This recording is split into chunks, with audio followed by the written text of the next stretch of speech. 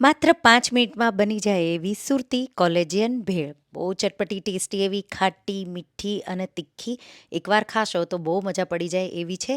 એના માટે મિક્સર જારમાં 4 મોળા મરચાં, 3 તીખા લીલા મરચાં, આદુનો ટુકડો, 1 કપ લીલા ધાણા ડાળખા સહિત સાથે 1 થી 2 ટેબલ સ્પૂન જેટલી ખારી શીંગ, મીઠું, શુગર અને બરફના ટુકડા ઉમેરી અને આવી સ્મૂધ એવી ચટણી વાટી લઈશું.